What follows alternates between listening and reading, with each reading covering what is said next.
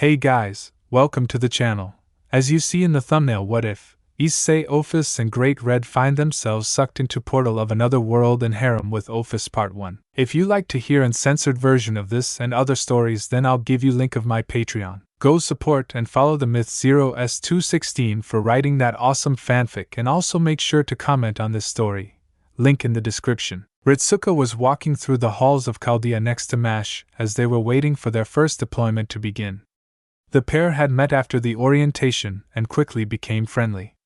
As they talked and walked, they came across an unexpected sight. They stopped in surprise as they saw a boy about their age passed out on the ground with a small girl in gothic Lolita clothing sitting next to him. On her shoulder was a small red lizard resembling a dragon. Nearby Fo was also sitting near them, looking at them curiously. Once their surprise wore off, they quickly ran up to them. "Is everything all right?" asked Mash. "What happened to him?" asked Ritsuka in a panic. The small girl turned to look at the pair, and they froze as they saw her almost dead-looking eyes. "He is fine. He is simply sleeping," said the mystery girl. "Sleeping? Kinda like me, huh?" said Ritsuka jokingly. The small girl's expression didn't change. "It takes time for a soul to adjust to a new body," she said, as if to finish her earlier sentence. "A new body?" mimicked Mash. The pair were confused about what was going on but decided to shelve it for later. "For now, we should move him to the infirmary. It's better than sleeping on the floor," said Ritsuka. With that, the pair picked up the boy and took him to the infirmary, followed by the small girl and dragon. Inside the infirmary ward, Dr. Romani Archaman was examining the unconscious boy, with both Ritsuka and Mash sitting to the side along with the mysterious girl. After checking up on him, the doctor turned to explain his findings. "So first off, he seems to be fine. It's like that girl said, he is just asleep." The pair breathed a sigh of relief that nothing was wrong, but the doctor wasn't done there. "But on a different note, I can't make heads or tails of these readings," said the doctor as he scratched his head. "What do you mean?" asked Mash. "Despite the normal checkups saying he's asleep, his vitals keep fluctuating. Sometimes it flatlines and other times it's giving off so much info that it almost overloads the machines." The girls were surprised by this, but it didn't end there. "Not only that, but the signals that we can decipher from this show that his OD is similar to that of a dragon's, meaning his magic potential is through the roof. I ran a test on him for Rayshift compatibility just to see what the results would be, and it showed a 100% compatibility rating." 1 to 100%? "Was there someone like that here in Chaldea?" asked Ritsuka. The doctor's expression changed when she asked that. "Well, that's where we get to the troubling part. I did a background check and there's no one in Chaldea matching this boy's, or that girl's description." The pair were surprised by this news. "Then, how did they get into Chaldea?" asked Mash. "We were sucked in through a portal inside the dimensional gap," said the girl. The three looked at her, surprised she answered them without hesitation. Romani decided to use this opportunity. "Could you tell us what happened?" The small girl nodded her head and explained the circumstances of how they got there. She was kidnapped by people wanting to use her, and the boy came to her rescue. During the fight with the captors, the boy received a curse that destroyed his body and would have killed him. The girl was able to preserve his soul, and as they floated in a place called the Dimensional Gap, the dragon on her shoulder, whose name was Great Red, found them and helped them. Together the girl and Great Red created a new body for the boy so that his soul could survive. As they were trying to make their way back home, a rip in the dimensional gap appeared near them and they couldn't escape it in time. After they were sucked in, they were suddenly in the hallway with the boy still unconscious and Great Red being shrunken down against his will. "That's when we were found by those two and brought here to this room," the girl finished. The three were stunned by the series of events that the girl described, although it lacked details, so they only knew the course of events and not what caused them. Romani leaned back in his seat in thought as he mentally compiled the information. "So, this boy's readings are probably so high due to the new body he was given. Based on what I'm sorry, we never asked your name." "Ophis. Nice to meet you, Ophis-chan. Now, based on what Ophis-chan told us, it's safe to assume that his body is now a dragon's body." "Correct. It was made in the likeness of his original body, but is made up of Great Red's flesh and my power." "These readings, they're your power?" "Both mine and Great Red's." Never in my existence did I think I would combine my power with my mortal enemy, but if it's for him, then it's fine. Is he important to you? Asked Ritsuka. He promised to take me home with him. He said I was welcome there along with the others who he is always with. They were kind to me too. I would like to see them again. Sorry, but to back up a bit, you and Great Red are enemies? We are opposites. My power represents infinity, while his power represents dreams. In essence, I am everything, while he is nothing. The group didn't quite grasp what she meant, but they also understood that she meant that last part literally, and not in a demeaning way. You mean you have endless power? Asked Romani. Ophis just nodded affirmingly. What are you exactly? Others refer to me as the dragon god of infinity, the Ouroboros dragon god. This statement shocked them. A dragon god? And the Ouroboros no less. But all the phantasmal beings are supposed to be on the reverse side now. Ophis tilted her head in confusion. She clearly didn't know what he was talking about. As they were trying to make sense of things, there was stirring from the boy's bed. Uno, was I sleeping? The boy looked around, noticing that he woke up in a hospital bed. I saw a weird dream, a dream where I was encouraging Kiba, who was fighting against Siegfried. He seemed like he was in trouble, so I think I lent him Ascalon. The others also didn't look happy, so I encouraged them as well, he thought to himself. Huh. Where is this place? Romani walked next to the bed to greet the boy. Hello, I'm Dr. Romani Archaman, and you are currently in Chaldea's medical ward. Chaldea?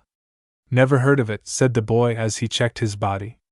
Wasn't my body being eaten away by Samuel's curse? He thought. I see you've woken up, partner, said a deep voice. Drake? What happened? I can explain it to you later, but first we should deal with our current situation, right? Said Drake mentally. Issei nodded mentally and refocused on the people in the room. How did I get here? Well, according to your friend over there, you were in some place called the Dimensional Gap and were sucked in through a portal, somehow ending up in our hallway. You were found by Ritsuka and Mash over there, who brought you here to recover. Issei looked over to the sitting group to the side and saw the two girls that were mentioned as well as Ophis. You're here too? You said to go home together, so I will stay with Drake, because we are friends, she said matter-of-factly. Issei was honored, but he had to correct something. I'm not Drake, I'm Hayato Issei, my friends call me Issei. I understand, Issei, she said obediently. Issei couldn't help but feel like he was dealing with a small animal that had become attached to him. He looked over at the two girls that were sitting next to Ophis and bowed his head. Thank you for helping me and taking care of Ophis while I was out. Oh no, it's fine, don't worry about it. Honestly, it wasn't a big deal. It's not like you're the only one to fall asleep on the floor here, ha ha ha. Ritsuka laughed awkwardly. Issei raised an eyebrow in confusion. Now that greetings are out of the way, I wanted to give you an update on your current condition. Issei focused back on the doctor as he read from a digital pad. He gave him the same breakdown as he had told the girls earlier, but couldn't help but interrupt when he learned he was in a new body. Wait, I'm in a new body? He said in surprise. The others seemed surprised that he wasn't even aware himself. Since it seemed like no one knew what to say next, an unexpected voice spoke up. Seems like the explanation won't wait for later, said Drake. Issei raised his left arm in front of him and looked down at his hand, while the others were confused on where the voice came from. Wait, you're gonna explain right now? It's fine. It's clear these people are aware of magic, and by the way that man is talking, I think it's safe to assume the Ophis explained to them what happened, said Drake. She told us the events of how you got here, but it wasn't very detailed, said Mash. Just that you saved her from being kidnapped and lost your body in the process. Then she and Great Red made a new body for you before you ended up here, finished Ritsuka. Great Red? He helped me too. That's right, partner. Really, you have an abnormal amount of luck. The dimensional gap is supposed to be an endless expanse, and yet you somehow run into Great Red as you're dying. You truly have a strange ability to attract powerful beings to you, he said, somewhat exasperated. Issei then noticed the small dragon on Ophis' shoulder. Who's the little guy? This is Great Red, said Ophis. Issei couldn't comprehend what she said for a moment. When his brain finally caught up, he couldn't hide his surprise. Yeah. Why did he shrink? Wasn't he 100 meters long or something? Rawr, said Great Red. He says he doesn't know either. It was the first time something like this happened to him, said Drake. So even the true Dragon-sama doesn't know. In any case, let me get down to business and explain what happened to you. Your body was destroyed with Samuel's curse. You were in a state where your soul was taken out of your body and put into the armor. You can say that just your soul was left. But it was a hard decision whether that was actually possible or not. Issei showed a shocked expression. It was that bad? Yes, partner. After you defeated Shalba Beelzebub, you used up all your strength in the artificial dimension which was crumbling. After that, the artificial dimension collapsed completely. Great Red passed by coincidentally. Then Ophis rode on Great Red while taking you with her. By the way, several days have passed since then. Several days have passed? But then that means the others are probably worried about me. I need to get back to them immediately. By the way, am I able to go home? Wasn't there a summoning by Sensei? There was. But only your evil pieces inside you returned. It was a rare phenomenon. Evil pieces are items with lots of mysteries. Just my evil pieces? It's true I can't feel them anymore. So all I had left was my soul and sacred gear? Since you lost your evil pieces, it also means part of your power is missing, clarified Drake. That's true. Triania and True Queen were connected to my evil pieces, so I can't use them anymore. What do I do? Is there anything we can do? I at least want to let them know that I'm safe. We might be able to help with that, although we would need some information about who and where to contact, said Romani. Thank you, that would be really helpful. Can I change back the subject again, partner? Right, sorry Drake. There is a reason your soul managed to survive Samuel's curse. A reason, partner? Your soul was at risk of disappearing because of Samuel's poison. It was too late for your body, so we had to discard it. What would be affected after the body was your soul. At that rate, your soul was about to be eliminated by Samuel's poison. Even I thought there was no way out. I was even prepared to go to the next host, but your predecessors made a different choice. Their remaining thoughts protected your soul from Samuel's curse. While they became your substitute for receiving Samuel's curse, I pulled your soul out and attached it to the armor. It was perfect timing. If my judgment was slightly slow, you wouldn't have been here now. My senpais sacrificed themselves for me, thought Issei as he dived into his mental landscape. All the chairs where his senpais were empty. No way, I barely got to talk to them. Just when I thought we could finally get along. Just when they were finally released from the curse of the Singularity F. A parting like this is too much. I can understand how you feel. That's why can you please listen to their last words? They left their words behind.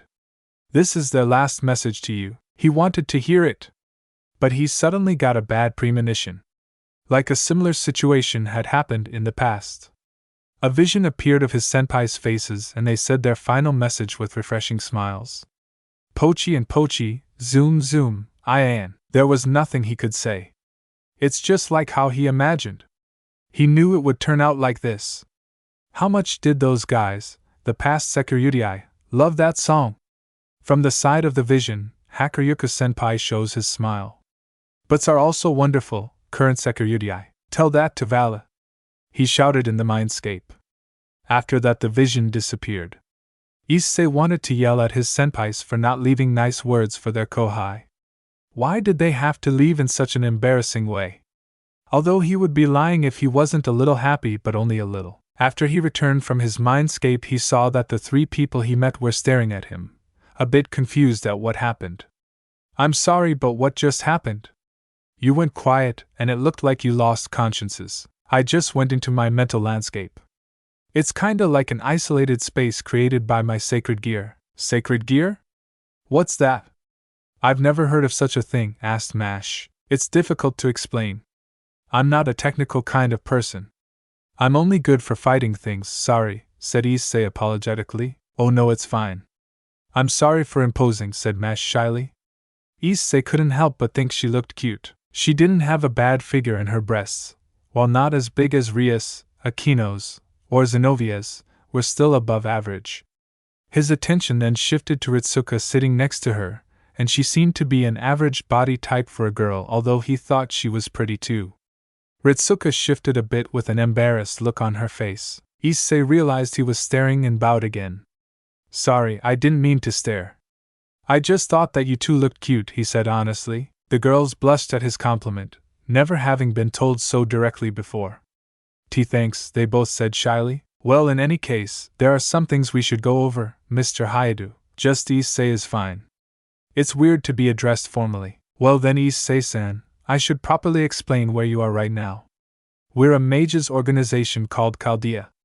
Our job is to deal with magical disturbances that would threaten the survival of our world. That sounds really cool, but why haven't I heard of you before? We could have used your help when dealing with the Chaos Brigade. I'm sorry, but we don't know anything about a Chaos Brigade. I'm assuming they're a group? They're a group of terrorists that caused all kinds of disturbances in the supernatural world. Romani made a difficult face. You don't seem to be lying, but I'm sorry, we've never heard of them. If they're as dangerous as you say, the fact that they went unnoticed by us is disturbing to say the least. Neither group knew where to go from here, so Drake decided to take a stab at it. This may be a guess, but perhaps we were taken into another reality by that portal in the dimensional gap. A different reality? So then, this isn't my world, it's just a guess based on this conversation. Our conflict affects the entire supernatural world. Even if they aren't directly involved, magical groups should at least be aware of the conflict. But if this is a separate reality, that would change things. I see, said Dr. Romani. That would also explain your amazing constitution and high magic power. Power like yours hasn't been seen since the Age of Gods. Issei wasn't sure what he was talking about, but got the idea that things were different.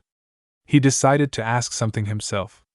What year is it? 2015, answered Ritsuka. 2015? How did I end up 8 years in the future in another world? Issei was shocked that he somehow time traveled on top of everything else. The others were surprised that Issei and his friends were apparently from the past, and now were concerned about his situation. What are you going to do, Issei-san? Do you know a way to get back? I don't. I don't know any magic to go through dimensions. Plus I lost some of my powers after my original body died once. He said that the reality of his situation started to hit him. I'm stuck, he said almost hopelessly. Don't worry, Issei-san, I'm sure we can help you get back. Our organization specializes in temporal anomalies, so we should be able to figure something out and help you get home, said Mash. Issei looked at the girl and a bit of hope returned to his eyes. Ophis, who had been quiet for a while, decided to speak. It shouldn't be a problem as long as we make our way back to the dimensional gap. Time and space hold no meaning there, and when navigated properly it is possible to end up in different points in time. More hope appeared on Issei's face. Which means that I can make it back to my friends like I never left. Ophis nodded in confirmation. Yes. I can't wait to get back and help my friends. Then once we can relax, I can bury myself in Rias and Akino-san's Ape again. The three looked at Issei a little weirded out at his statement, with Mash being visibly confused. Is that something you should be saying out loud? Asked Mash. Issei looked at them, and then rubbed his head in embarrassment. Oh, sorry. It's just that I like Ape a lot and my friends are more than accommodating for my tastes and habits. Issei looked to the side a bit depressed. Sorry, that was probably gross for you to hear. No, it's not that, it's just surprising that you're so open about it, said Ritsuka. It's how I've always been. Some people call me an Ape baka because of my obsession, but I can't help it.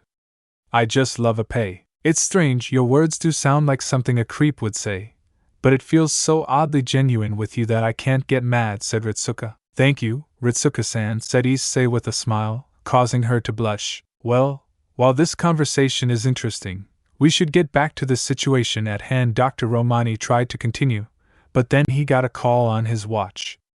Dr. Romani turned on his communicator and a hologram of a person appeared. Dr. Archaman. I see Fujimaru Ritsuka is with you as well. We are about to begin the ray-shifting mission. Could you two come down towards the control center? Said the man in the top hat. Professor Leviticus. Is it necessary for us to come? All the required personnel should be there, correct? The doctor replied. Team A is ready to go, but Team B and Under are showing signs of slight unease due to their unfamiliarity. I'd prefer nothing to go amiss, especially since this will be the first sortie for most of our recruits. It should take you no less than 2 minutes to arrive from the medical ward, doctor. The call ended and there was a sense of unease. Issei noticed that Ritsuka seemed down. Is something wrong, Ritsuka-san? Ritsuka looked at Issei and realized she must have been making a sad face. She quickly tried to change it to a happy one to assuage his worries. No, I'm fine. It's just that even though I'm qualified to be on the mission, my abilities as a mage is lacking compared to everyone else's. I'm basically the bottom-ranked mage here, she said with self-loathing. Issei understood where she was coming from, having been called the weakest security to exist. Issei showed a sympathetic smile. I understand, Ritsuka-san. I'm the newest host of a legendary dragon, but I have been called the weakest host to ever have existed. But despite that, I worked hard in order to protect the people I care about. Now I'm at a place where some say I've surpassed my predecessors, but it was a difficult job to get there. I believe you can do the same as me if you train enough. Ritsuka was surprised by this but could tell Issei meant what he said. She saw someone who had apparently been where she was right now, and they were encouraging her to keep trying. She felt a warmth in her chest that she's never felt before, and she unconsciously brought her hand to her chest. Thank you, Issei-san. It's encouraging to hear it from someone who was in the same place, she said with a smile. It's no problem. Since I don't know how long I'll be here, why don't I help you out to get stronger? Although I don't know what I can do to help, but I'll do my best, he said with a smile. You're truly inspiring, Issei-senpai. Even when things seem difficult, you bounce back and are ready to take on the challenge. It's an admirable quality, said Mash, who also looked impressed with him. As they were talking, a rumbling shook the room and the lights flickered off. Issei immediately got out of the med bed and got ready to move. Ophis didn't seem bothered by the situation and stood up and moved next to Issei. Dr. Romani looked like he was suspicious of something. A power failure right now. Chaldea shouldn't have any power outages. He stumbled towards his laptop in the darkness. Even the wireless connection is down. I can't access any of the controls from here. A klaxon startled everyone as it went off. Emergency alert. Fires have broken out in the central power plant and central control room. The central division bulkhead will close in 240 seconds. It announced. Ritsuka and Mash could feel the sweat start on their foreheads as they tried to figure out what to do. They looked to Issei, who also wanted to do something but unlike them wasn't panicking and was simply ready to move. Seeing his calm but ready expression calmed their nerves too. We need to get down to the control room, right now, Ritsuka said. Issei, don't tell me to stay behind. I can help too. The group nodded and headed out. Mash split up to try and reach the control room faster while Dr. Romani, Ritsuka, Issei, Ophis, and Great Red tried to find anyone who needed help along the way. There was a lot of destruction, and many places were collapsed. They soon reached the control room, and when they walked in there was devastation everywhere. No survivors. Only Chaldea's is safe. This was no accident, it was an act of sabotage, said Dr. Romani. Generator operation stopped. Power level critical. Switch to the backup generator. Error. Please make switch manually. Containment wall will close in 40 seconds. Those who remain in the central area, evacuate immediately, said the artificial voice. I'm heading down to the underground power station. We can't let Chaldea's light go out. Hurry up and go back the way we came. You both can still make it. Both Issei and Ritsuka looked like they wanted to object, but Romani cut them off. Listen, don't stop anywhere on the way. Go outside and wait for help, he ordered, system switching to the final phase of Rayshift. Coordinates, 82004, January 30th, Fuyuki, Japan. Laplace's shifting projection established. Singularity's additional factor slots secured. Unsummoned program set. Please start final adjustments, a different AI voice spoke. Ritsuka, Issei, and Ophis were making their way out when Ritsuka stopped. Issei and Ophis stopped to look at her, and Issei could tell by the look in her eyes that they were thinking the same thing.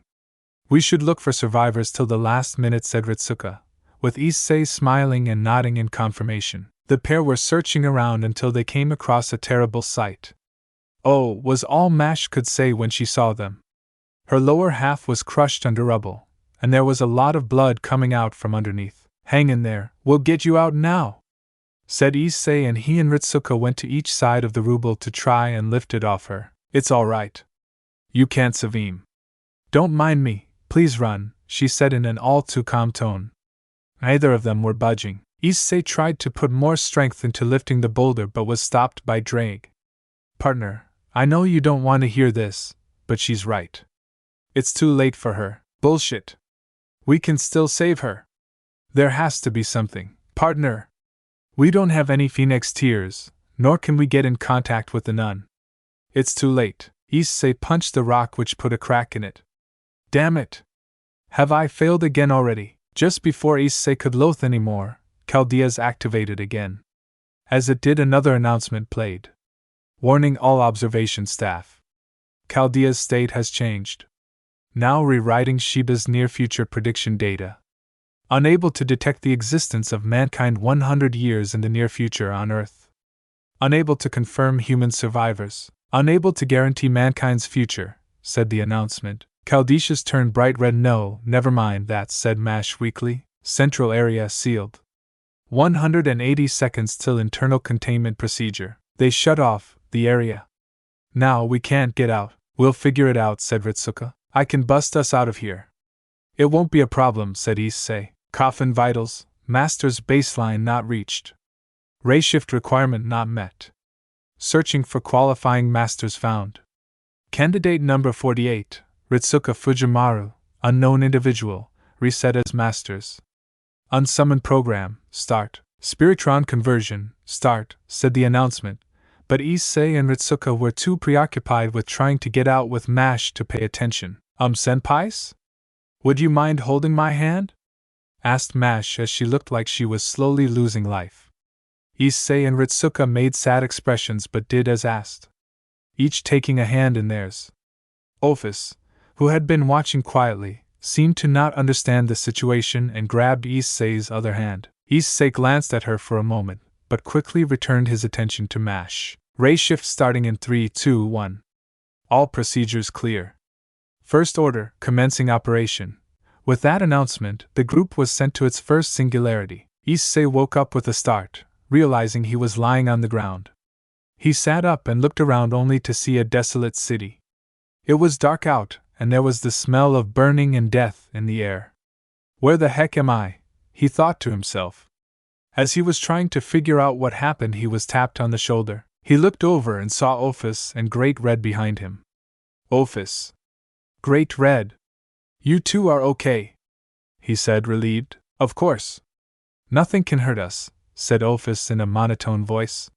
She held up a peace sign while doing it, which made Issei think she was adorable. Issei got up off the ground and looked around again, trying to find Ritsuka and Mash, but they were nowhere to be seen.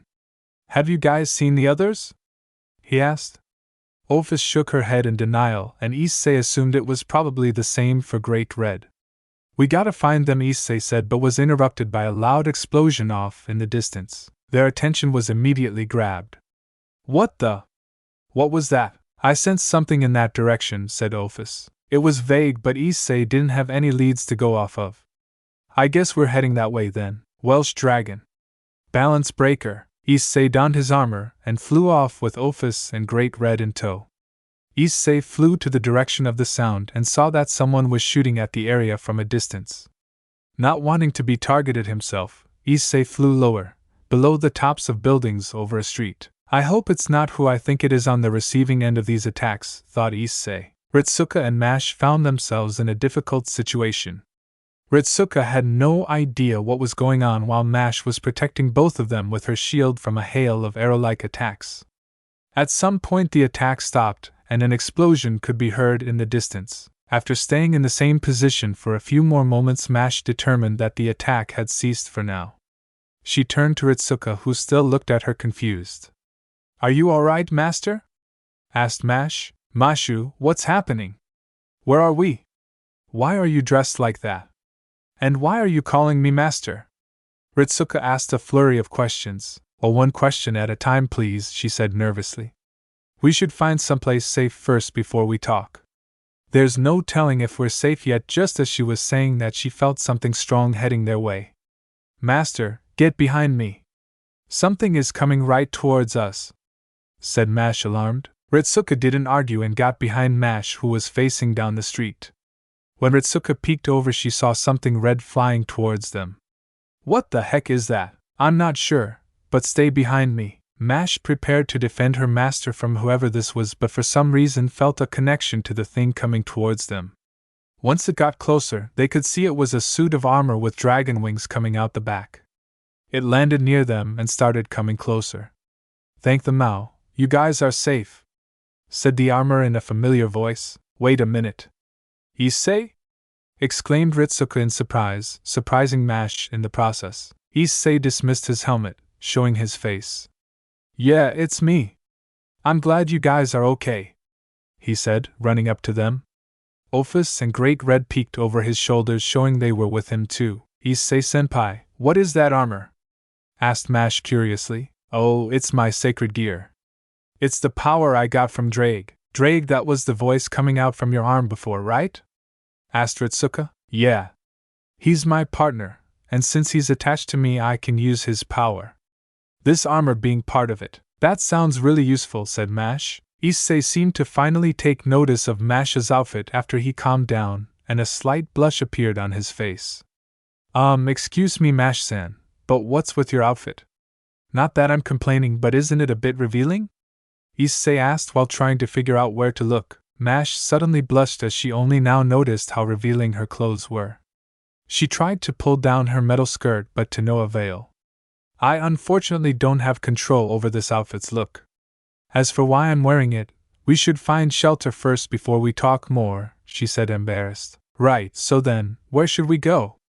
Asked Issei. The pair had lost looks, not sure what they should be doing either. Just as they were trying to figure out what to do, creatures shambled into sight from an alleyway, causing everyone to go on alert. Gi, Gaia! The creature made a terrible noise at them. Linguistic communication impossible. Identifying life forms as hostile. Master, your orders, please. The three of us will overcome this together, said Mash to Ritsuka, as she ready for battle. Issei donned his helmet again. You won't fight alone. Let me in on this too, said Issei, with Ophis and Great Red going to Ritsuka's side. Once the figures got closer, the group were able to make out that they were skeletons armed with weapons. Ritsuka was a bit freaked out, but Mash and Issei stood strong. Issei charged in first, going in to punch the first skeleton. He closed in before it could react, and with one punch smashed the skeleton to pieces. He was a bit surprised that he one-shot that monster, but didn't have time to think about it as the other one swung its blade at him. Ascalon! Shouted Issei, but the blade didn't appear. Huh, where's my? Issei was cut off by the sword hitting him. It didn't go through his armor, heck, it didn't even scratch him. The sword just bounced off harmlessly, which surprised him, but what shocked him even more was the skeleton being crushed by Mash smashing her shield on the distracted monster. Issei was surprised by how easily she was swinging the thing around, but again didn't have time to ponder it as the skeleton she smashed wasn't beaten yet. Issei was about to go hit it when Mash sped forward and this time sliced with the bottom of her shield. That had enough force behind it to cut the monster in half. The two parts fell on the ground, and as the upper half tried to right itself, Mash brought down her shield on it, killing it. Targets eliminated. Phew, I had my worries, but we made it somehow, said Mash, relieved. I wasn't expecting skeletons, but they were underwhelmingly weak, said Issei. I knew you could fight, but I didn't know you were that strong, said Ritsuka. Are you hurt, senpai? Does your stomach hurt, or does it feel heavy? I didn't realize you were that powerful either, Mashu, said Ritsuka. Yeah, it surprised me too. You could give Kaneko-chan a run for her money, said Issei. Kaneko-chan? Mash asked, confused. Ah, right. She's my kohai and a part of the same group I am. Your kohai, repeated Mash. For some reason Issei felt something like a competitive spirit very faintly in her words. Mash shook her head and refocused on the question Ritsuka asked. Sorry. For what you were saying, senpai, I'm not that strong. In combat training I always had to stay after class. I couldn't even do a pull-up. The reason I was able to fight like that just now, before Mash could finish, a beeping noise interrupted her. A moment later a statusy projection appeared in front of the group. Right, I finally got through. Hello? This is Chaldea command room? Do you read me? Said Romani. This is Mash Kirilite, a member of a team. At this time, I've completed the shift to Singularity F. My companions are Ritsuka, Issei, Ophis, and Great Red. Our minds and bodies are both intact. Rayshift compatibility, master compatibility both satisfactory. Please register Ritsuka as an official researcher, said Mash, seeming to become official and proper all of a sudden. So Ritsuka and Issei were dragged into the Rayshift, huh? I'm impressed you didn't lose your existence. I'm really glad, said Romani ominously. Also, Mash, of course I'm glad you're safe too, but what's up with that outfit? It's shameless. I didn't raise you to dress like that. I transformed into this. I couldn't protect Senpai wearing Chaldea's uniform, responded Mash with a blush. What do you mean by transformed, Mash? Did you hit your head? Or was it that, Dr. Roman? Please be quiet, Mash said sternly. Issei saw a hint of panic in her expression. Please check my condition. I think you'll understand the situation better. Your physical condition? Asked the doctor as he started checking and was shocked by what he found. WHOA.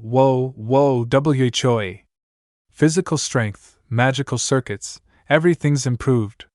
You're not so much a human, but, yes, I'm a servant, said Mash, finishing the doctor's sentence. Servant? Said Issei, confused while tilting his head. Ophis, who was standing next to him, did the same, although Issei wasn't sure if she was actually confused. I don't remember how it happened, but it seems I have survived by fusing with a servant. To investigate and resolve Singularity F, a servant was provided in advance at Chaldea. This servant lost its master in that explosion, and was doomed to vanish. But at the last second, he offered me a contract. In return for the abilities and noble phantasm of a heroic spirit, he wanted me to eliminate the cause of this singularity. A heroic spirit and a human, fused a demi-servant? That's Chaldea's 6th experiment. I see. So it finally succeeded, huh? Does this heroic spirit still have his consciousness? Romani was saying some rather ominous things that made Issei uncomfortable, even if he didn't understand what was going on. No, he gave me his combat abilities then vanished. He never revealed his true name, even at the end. So I don't even know whose heroic spirit I am nor what kind of noble phantasm I'm holding. At this point there's too much I don't know, said Mash, a bit disheartened. Hey, look on the bright side. Not every servant who gets summoned is cooperative. Now that you're a servant, this is in our favor. After all, you're completely trustworthy. Ritsuka, it looks like you're the only one who rayshifted there safely from the candidates that we acquired. Luckily you have some backup with Issei there, so you're not completely on your own. Also, I am sorry. Forcing you guys into this without any explanation. I'm sure you're both full of questions, but try not to worry. You've already got a powerful weapon. Humanity's most powerful weapon, Mash, said Romani, trying to be supportive. I don't know about most powerful. I'm the one who gets blamed later, said Mash. Why would anyone blame you? Asked Issei. If it weren't for you, Ritsuka would be dead. You should be proud of that. Mash blushed at the praise and nodded. Now, as long as Ritsuka understands that's what a servant is, it'll be fine. But Ritsuka, while servants can be reliable allies, they also have a weakness. They disappear without their magical energy source. Their master. I'm still analyzing the data, but it's indicating that Mash has become your servant. Meaning that you're Mash's master. She's the first heroic spirit you've entered a contract with, explained Romani. I'm Mash's master? Asked Ritsuka, surprised. Right, I don't blame you for being confused. I never explained. What's this? Said Romani, surprised. What's wrong, doctor? Asked Mash. This can't be right. I'm getting 2 master readings connected to you, Mash. 2? Exclaimed Mash, surprised. Yes. It seems to be registered to Ritsuka, and wait a sec. This can't be right. Romani continued in disbelief. My readings are saying that you're also registered to Issei. He is your master as well. What? Yelled both Issei and Mash. Ritsuka was also surprised, but she didn't understand how any of this worked to begin with, so she wasn't overly shocked. Issei was just surprised to have someone serve him all of a sudden. He had always planned on getting a peerage when he was promoted to a high-class devil, but he never imagined he would suddenly get his first servant in another world. Such a situation shouldn't be possible. This has never happened before. Maybe there was something that happened at the time of transfer that ended up registering them at the same time? Romani was theorizing what could be the reason for this. Something that happened when we were transferred, the three thought as they tried to think back to the room they were trapped in. All of them came to the same conclusion. It was Ritsuka and Issei holding Masha's hands during the transfer. It was probably that, right? Well, now's not the time to be thinking about this. We should focus on the mission. Now's a good time, I'll explain it to you two in detail. The current mission has two new goals. As he was about to explain, the connection of the communication device started to become worse. Doctor, you're breaking up. 10 seconds until the connection is lost, said Mash. So Shiva's output is unstable because we switched to the backup generators. Oh well, I'll brief you both later. All of you, I'm getting a strong ley line reading about 2 kilometers from where you are. Try to get there somehow. That way, it will stabilize our connection. Listen, don't do anything reckless, will you? I'll try to bring the power back up as soon as. Romani tried to give as much info as he could, but eventually the connection was cut out. Mash had a nervous expression when the connection was cut, but Issei and Ritsuka seemed to straighten themselves out. It can't be helped, let's get going, said Ritsuka. Right, we can't let this stop us.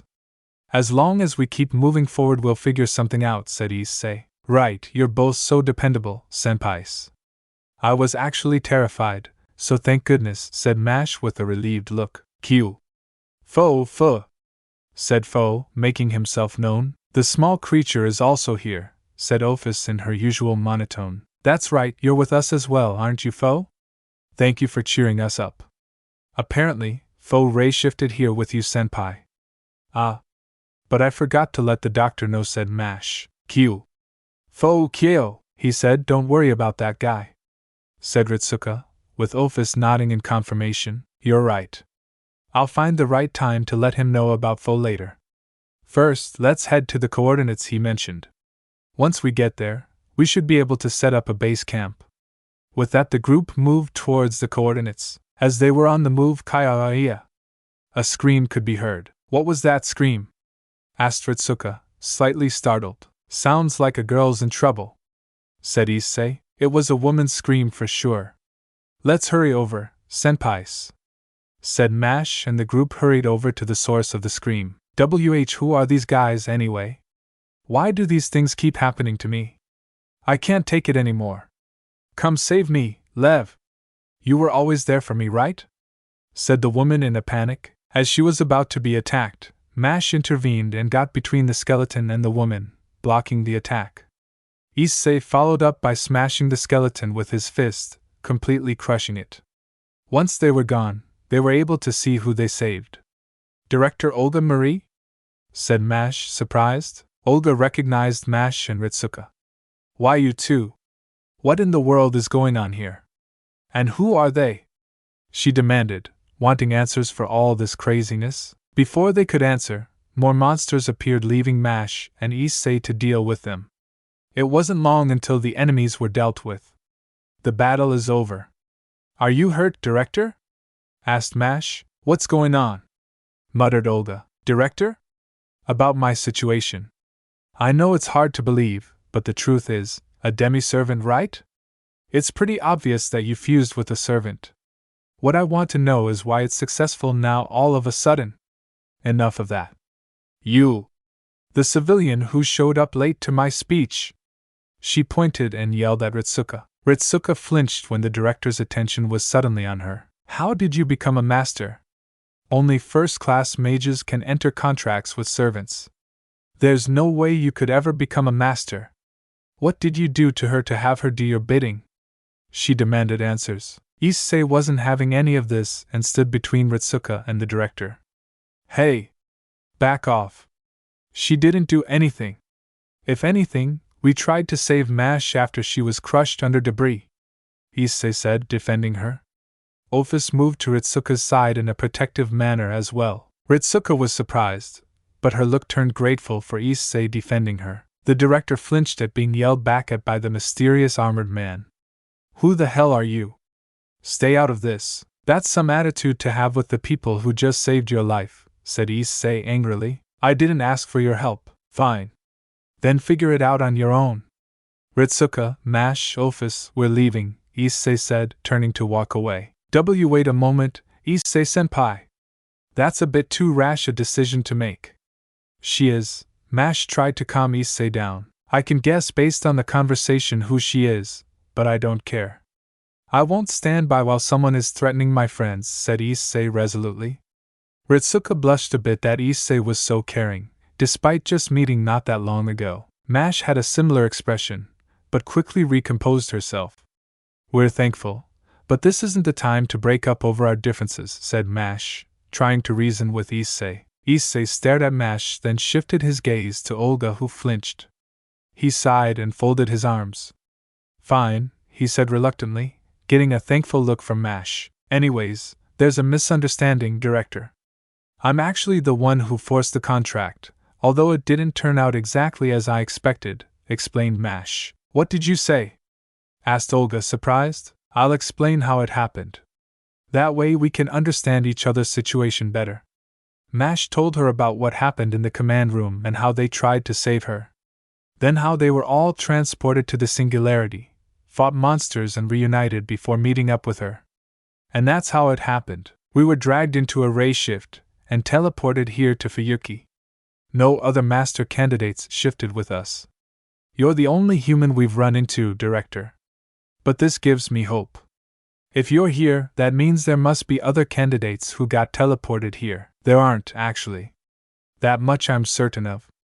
I hate to admit it, but I know why we were shifted to Fuyuki, said Olga. So you understand why we survived? Asked Mash, surprised. Issei and Ritsuka were interested in the answer as well. All of us here share a common denominator. Neither me, nor you, nor them were actually inside the coffins. Though ray-shifting flesh and blood isn't likely to succeed, it's not impossible. Meanwhile, the coffins have breakers. When the success rate's below 95%, the power's cut off. So they never actually ray-shifted. We're the only ones here, Olga explained. I see. That's why you're the director, said Mash, impressed. You can be reliable when you're calm, I see, said Ritsuka. What's that supposed to mean? Are you saying I'm not usually calm? Said Olga, annoyed. If our first talk is anything to go by, then no, said Issei. Who asked you? As a matter of fact, who are you? I don't remember someone like you entering Chaldea, Olga asked, suspicious of Issei. This is Issei, hired Issei. His circumstances are complicated. He ended up in Chaldea after falling through a rift in another dimension. He was with us in the infirmary when the explosion happened, explained Mash. Came here from another dimension? You expect me to believe that? You're the one who sabotaged the operation, aren't you? Who sent you? Accused Olga furiously. I didn't do anything. I was unconscious until a few minutes before the explosion. I wasn't sent by anyone, and in fact, I'm trying to find a way back home. Bullshit. It's too convenient that you suddenly show up and then everything goes to hell. There's no way that's a coincidence. Well, tough. It is. Sitting here accusing me of something I didn't do isn't gonna solve the issue. The two were butting heads again and Mash stood between them to calm them down. Director, I believe he's telling the truth. We examined him while he was unconscious, and his body makeup is unnatural. From what we know, he is a humanoid dragon. A humanoid dragon? Exclaimed Olga, backing away from Issei. That should be impossible. All the phantasmals left for the reverse side centuries ago. The last dragon, Albion, attempted to leave and died, now resting below the clock tower. Albion died? Drake said out loud, not able to hold his surprise at his rival's fate in this world. Issei was equally shocked at that info. What the hell was that? Exclaimed Olga, surprised. That was Drake-san. He's the soul of a dragon who exists inside of Issei, said Ritsuka. A dragon's soul in a human? Said Olga, bewildered. Drake-san, you know Albion? Asked Mash. You can both drop the san, just Drake is fine. And to answer your question, yes, I know Albion. We are sworn rivals. Rivals? Why is that? Because he was the first dragon I found who could directly match and counter my power back when I had my body. The same is true with him. We were too strong for most others to fight, until the day we met each other. Even now, after both of us have had our souls sealed in our sacred gears, we fight to prove who is superior. So your Albion is still around? Asked Ritsuka. Yes. He has his own bearer, like how I have my partner here. I'm sure Vala would have loved this situation, said Issei with a wry smile. The conversation seemed to be going off course, so Olga decided to try and steer the conversation back to their current situation. Whatever. I understand the situation now. Ritsuka, since it's an emergency, I'll approve you and Kirilite's contract. From here on out, you'll follow my commands. First, let's set up a base camp. Listen, this is the time to search for a leyline terminal. A place where magical energy converges. There we'll be able to contact Chaldea. So in this town's case, I hate to butt in, but what about me? What about you? Asked Olga, almost dismissively. I'm also Mash's master, apparently. You what? Exclaimed Olga. That's not possible. Ritsuka is clearly the master. She even has the command seals on her hand, said Olga, pointing to Ritsuka's hand with the red marks on it. Ritsuka looked at her new marks and was surprised, just noticing it. Issei was surprised when he saw it too, and then looked at his own hand. Is that what that is? Then maybe me too? Said Issei as his gauntlet on his right hand disappeared. To everyone's shock, there were command seals there too. What? Command seals? That's impossible. You have master potential, I guess? Said Issei, unsure of what this all meant. Ugh. This is becoming a huge headache. Well, whatever, we'll figure that out later. For now, we should head to the leyline terminal point. This is the point, Director. The ley point is at your feet, said Mash. Whoa. Oh, alright, I knew that, of course. Mash, place your shield on the ground. I'm going to set up a summoning circle, with your noble phantasm as the catalyst. So she says? Are you alright with that, senpai? Sure, go ahead and do it, said Ritsuka. Understood. Now let us begin. Mash began the process as a magic circle was formed that Issei had never seen before. This is the same as the summoning experiment chamber in Chaldea, Mash commented. CQ. Hello? Okay, the connection's back. Good job, you secured the connection. Now we can communicate again, and even send rations, said Roman as the connection re-established. Huh? Why are you running the show, Romani? What about Lev? Where's Lev? Put Lev on, complained Olga. Is complaining all she does, thought Issei, quickly becoming tired of this. Why? D-Director, you're alive? And you're unharmed? What's that supposed to mean?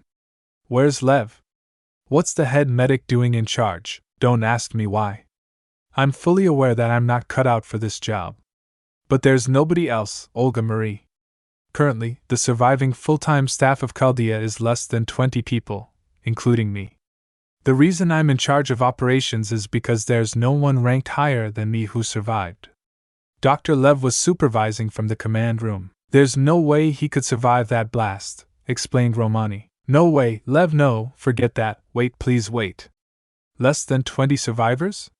What about the master candidates, the coffins? 47, all in critical condition, and we're short on medical supplies.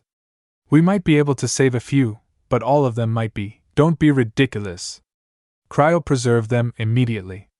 Think about reviving them later. Your top priority is to make sure they don't die. I forgot the coffins had those functions. I'll get on it right away. That's a pretty major thing to forget, said Issei, surprised by the doctor's carelessness. That surprises me. Cryopreservation without prior consent is a crime, yet you made the decision right away.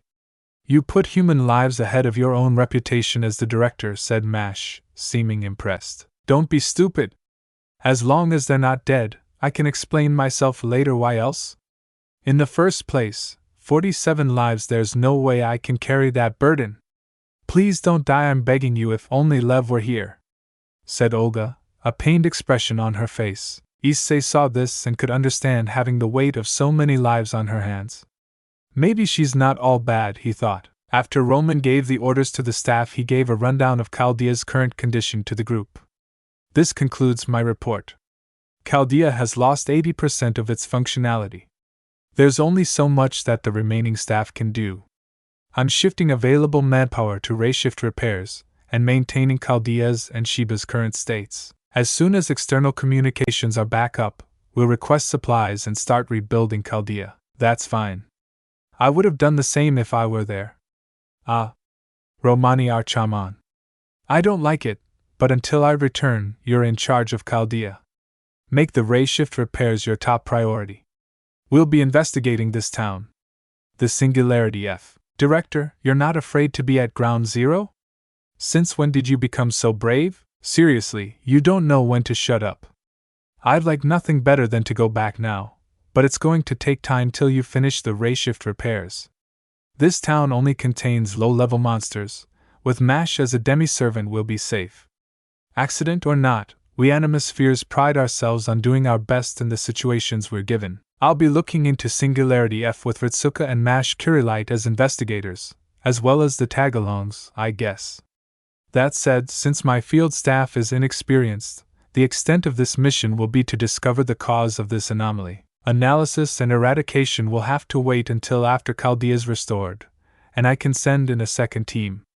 You okay with that? Asked Olga, looking at Ritsuka. That would be nice and easy, said Ritsuka. Roger that. Best of luck to you, Director. We can now communicate in short bursts. Feel free to contact me in an emergency, said Romani. Huh! Even if we sent an SOS, nobody would come to our rescue, said Olga, clearly annoyed. Director? Nothing, I'm cutting off the connection. Go do your job, she said and cut communications. Director, are you sure about this? There's also the option of waiting here for rescue, suggested MASH. I can't afford to do that after we return to Chaldea. Who knows how long it will take to select the next team? A month won't be enough to gather personnel or funds. Do you know how much the association will harass me in the meantime? Worst case, they'll blame me for mismanagement, and I'll lose Chaldea to them. If that came to pass, I'd be toast. I can't go back empty-handed. I need something that will shut them up. Sorry, but you're all stuck with me, MASH, Ritsuka, and you. My name is Issei, since you clearly don't remember. Also, this is Ophis, and the small dragon is Great Red. Ophis flashed a peace sign and Great Red just nodded at her. I didn't even notice them. How long have they been here? The entire time, said Ritsuka. And they're with you? Yeah. We were all together when we were sucked into your universe. There's a lot I want to say, but that will have to wait for now. Come on, let's explore this town. The cause of this twisted history must be here somewhere. With that, the group headed out into the destroyed city. The group began walking and were looking around the area. They got to a point where the path split in different directions and Issei asked the question that was on everyone's minds. So which way are we heading first? No matter which way we go, we'll have to investigate all the areas, said MASH. We should start with the bridge first. It should be the easiest to determine whether or not there is valuable information to glean from it. It should also give us a good view of the other areas as well, said Olga. You'll have to be careful though. Being out in the open also makes you an easy target for whoever was firing at you earlier, warned Romani over the comms. Don't worry. With MASH and I here, we can cover the others if we get attacked, said Issei. Olga gave a critical eye to Issei but stayed quiet for the moment. The group started heading towards the bridge. As they got closer, the group was stopped by Olga. Stop. Before we start exploring the city, Ritsuka, isn't there something you want to say to me? Ritsuka made a thoughtful expression, trying to remember if she did anything. No, nothing in particular, she said. You're not very smart, are you? Remember what happened in the command room? She said while glaring at Ritsuka. Senpai, it's probably about when you dozed off in the command room. It'll come back to you if you focus. That was, said MASH, trying to jog Ritsuka's memory. MASH retold what happened at the opening ceremony, and Issei got to hear what Ritsuka was talking about earlier in the infirmary. From his understanding, her being tired wasn't even her fault, and was a side effect of Chaldea's machines. Hearing this made him even more upset at Olga for blowing up on her for something that wasn't her fault. Once Mash finished explaining, she addressed Ritsuka. Do you remember now, senpai? In a way, said Ritsuka. Her mind was hazy from being tired, so all she remembered was Olga being mad at her and being left out of the first assignment. Remembered you weren't really listening after all, were you? Honestly. Sit yourself down. How could you come to a singularity not knowing the situation or your mission? I'm going to have to explain it to you again. Listen up. We at Chaldea, Director, leave that for later. Enemies are incoming, warned Mash. All right. Good timing, said Ritsuka, happy to change the subject. Right. Mashu, you're with me, said Issei. Right. She confirmed. Olga saw Mash take Issei's orders without hesitation, and after learning that he was her master as well, she thought that this might become a problem. Having these two both be Mash's master will cause trouble if both of them are giving orders. As much as I don't want to do this, it looks like I'll have to help him out a bit. It can wait till we get to a safe place, thought Olga. Another group of skeletons appeared, and Issei and Mash made short work of them. Mash acted as a barrier that kept them in place while Issei went in and smashed them all up. It took no effort on his part. Phew. All done. Thanks for the help, Mashu, said Issei. It's no problem, senpai, but I didn't really do much. You did most of the work, said Mash. Don't downplay yourself. You kept them in place so that I wouldn't have to worry about them going after the others. I feel like I can rely on you, even if we've only had a few fights together. Mash seemed to blush at the compliment. Seeing the battle was over, Olga decided to continue the conversation. Phew. Good work, Mash Turilight. Now I can pick up where I left off. Resume, you mean there's more, Director? Asked Mash. Why, certainly. Ritsuka. Don't tell me you forgot already. I'm only halfway through. In fact, it's the latter half that's important. Make yourself remember. Make yourself remember. Guess I have no choice, said Ritsuka reluctantly. She's a real piece of work, Issei muttered. Now, don't be like that. Director's ramblings can be useful, Ritsuka. Why were you master candidates summoned to Chaldea? This will explain that, said Dr. Romani. Issei was a bit startled, although he didn't let it show. Do you always just pop up out of nowhere? Sorry. Didn't mean to frighten you. I wasn't scared. It's just gonna take some getting used to. With that, Olga continued explaining the purpose of Chaldea to Ritsuka, and as Issei listened in, he learned that these people basically had the ability to time travel, which gave him some relief as another possibility of him getting home. But he could talk about that later when they were out of this situation. After he finished that thought and was paying attention again, only to hear how unreasonable she was being to Ritsuka again. Seriously, this woman. I've dealt with some snooty people before, but she's like all of them cranked up to 11, and that's how you were removed from the command room. Remember? Asked Mash. I see, said Ritsuka. You look quiet, but you've got some nerve, don't you? Anyway, do you finally remember how much of a mess you made at that critical moment? From what I'm hearing, you made the mess yourself, said Issei, earning him a glare from Olga. You're the one who made a big scene out during the presentation, and all you did is show that you can't keep it together when you're annoyed. Also, since it was your machine that caused Ritsuka to be tired, shouldn't you have taken recovery from the machine into consideration when scheduling your meeting? Why should I have to consider that?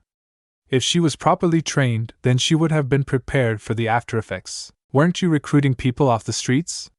What kind of training were you expecting? You're asking for something completely unreasonable when you're clearly just trying to fill up numbers. Why you? Olga was about to go off on Issei but was stopped. Director, I think we should stop here. If you keep arguing so loudly, you'll attract more enemies towards you, warned Romani. TCH. Well, it doesn't matter. Anyway, you understand your responsibilities and duties as a master candidate now, right? Very well, Ritsuka. I'm ordering you to be my bodyguard. Work hard. Are you trying to be someone you're not? Asked Ritsuka. This is who I am. I was just in a hurry back there. Once we get back to Chaldea, you're in for it, said Olga, glaring at Ritsuka. Good to see you two getting along. Let's move before more enemies show up, said Mash, attempting to lighten the mood. With that, the group progressed closer to the bridge. The group arrived at the bridge and were about to look around when they were all stopped again. Hold on a moment, said Olga. Issei rolled his eyes behind his helmet as he and the others looked at her. What's wrong? He asked. You can't give orders to Mash anymore. Issei was confused. What are you talking about? I'm not ordering her around, said Issei, not understanding where this came from. In the last battle you were directing Mash on what to do. Even if you share ownership as her master, you're not a part of Chaldea. All orders should be given by Ritsuka, not only to help her better understand her role and how to fulfill it, but to not confuse Mash on who she should be listening to in a chaotic situation. Issei quietly thought for a moment before nodding. It wasn't my intention to order her around.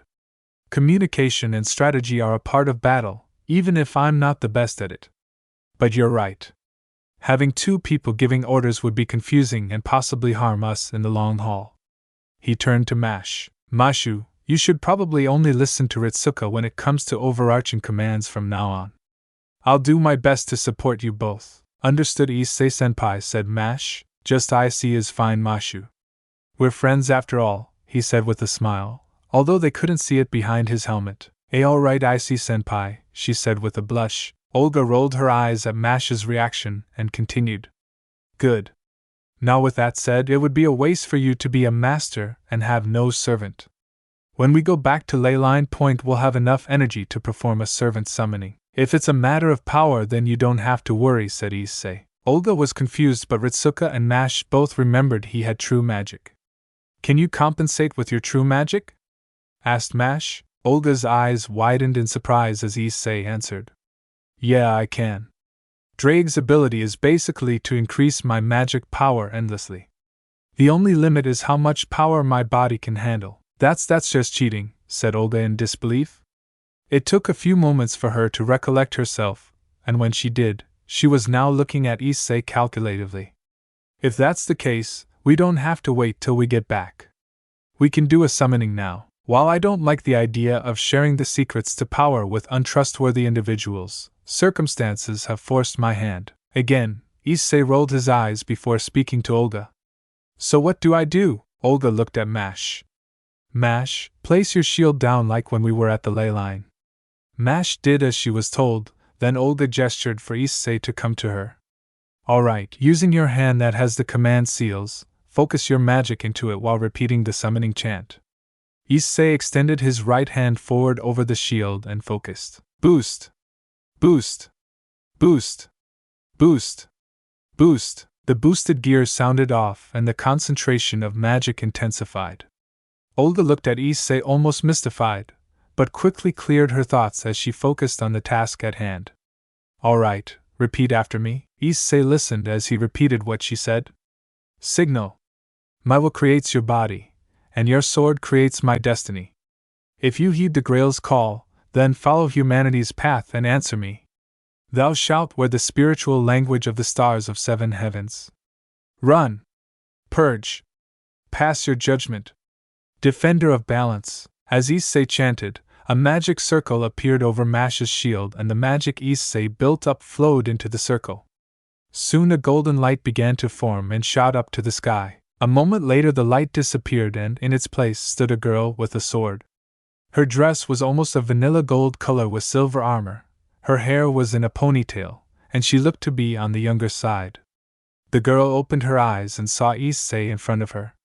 She felt a familiar presence in him. It is nice to meet you, Master. Since I am still in training, please call me Saber Lily. I look forward to working with you in the years to come. Issei was stunned for a moment. The girl in front of him seemed like someone who was a mix of Asia and Kiba. She gave a presence that was calming like Asia, but he could tell she was a skilled swordswoman like Kiba or Irina. After the girl introduced herself, Issei snapped out of it. Yeah, I'm Hayate Issei. Just Issei is fine. I look forward to working with you, he said while extending his hand. Saber Lily looked at his hand then back to him with a smile while taking it. As do I, Master. After confirming the contract, Olga decided to speak. Alright, now that you have your own servant, we have bolstered our forces and are now better off with whatever challenges we may encounter. As if to accentuate her point, the group could hear the sounds of approaching enemies. Mash seemed to panic. Enemies incoming. There's a lot more of them than usual. Master, stay behind me, said Saber Lily. No. We'll fight together, said Issei as he stood side by side with his servant. She looked surprised, but seeing him ready to fight in his armor, she didn't argue. Mashu, please support them, said Ritsuka. Mash nodded and stood beside the two as well. A large group of 12 skeletons appeared and charged the group. Issei jumped forward and smashed the ones in the middle, separating the group. 3 skeletons on the left were stunned by the attack, which left them open for Lily to cut them down. Her sword glowed with holy energy, which Issei sensed, and the skeletons were cut to pieces. For the 3 on the right, Mash did her usual tactic of bashing them with her shield to knock them off balance, then using the end of her shield to crush and break them. Issei smashed 3 in his first attack and charged forward to the last 3, smashing through the last 3 with ease. Lily looked at her master dealing with most of the enemies and was impressed. I see that you can handle yourself, master. Although I hope you won't be too reckless though. Issei rubbed the back of his head. I'll try, but I can't stand by when my friends need me. How honorable of you, master. While I expected more enemies to appear, the number surprised me. Why did so many appear? Asked Mash. It's most likely because of the concentration of mana that Issei produced. Remember, our world is lacking in mana, so Issei, who can generate essentially an infinite amount of mana, is like an irresistible meal for the mana-starved phantasmal beings, explained Romani. So basically, if I boost, I'm basically gonna send a signal to all the enemies in the area where we are? Asked Issei. That's correct, master, said Lily. TCH. Then it looks like we'll have to cut the investigation of this area short. We more than likely gave away our position now, and as we said earlier, we're sitting ducks out here, said Olga. They all quickly turned and went back the way they came. The group decided to check the port next, and as expected, they ran into more enemies that they quickly dispatched. As they traveled, Olga explained more about Chaldea and the history of magecraft. Eventually, after defeating the latest group of enemies, Olga had a suspicion that she wanted to address. Hey, Mash, is it possible that you can't use your noble phantasm? She asked. Noble phantasm? Asked Issei, confused. Master, a noble phantasm is essentially a servant's secret weapon. It is essentially tied to a certain aspect of a heroic spirit's legend, explained Lily. So it's like a signature attack. Well, it can be, but not all noble phantasms are offensive. It's easier to think of it as a trump card used for the appropriate situation. Okay, I get it, said Issei with a nod. Apparently. I don't even know which heroic spirit fused with me, and I'm unable to use the power of its special arts, the heroic spirit's secret weapon, known as a noble phantasm. However, I am unable to wield my noble phantasm. I can somehow use it as a weapon, but its output is decreased. I can't even release its true name. In fact, I don't even know what the origins of this weapon of mine might be, explained Mash. Olga didn't say anything, but her look showed uncertainty. In any case, you can think of me as a failed servant. Or maybe just a capable kohai that can get even stronger. I don't have any leads on the heroic spirit that fused with me, but with you both as my masters I will figure it out as I grow. I thought it was strange.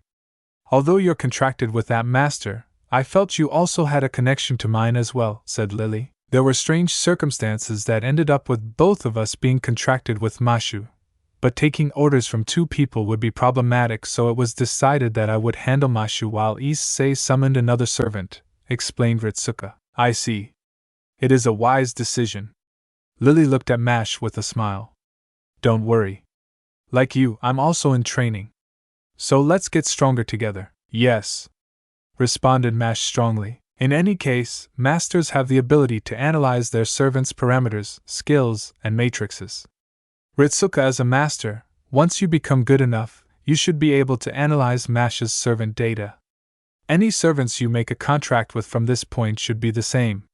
First, you need to learn their true name and noble phantasm. As your trust with them grows, your servant's power will grow too.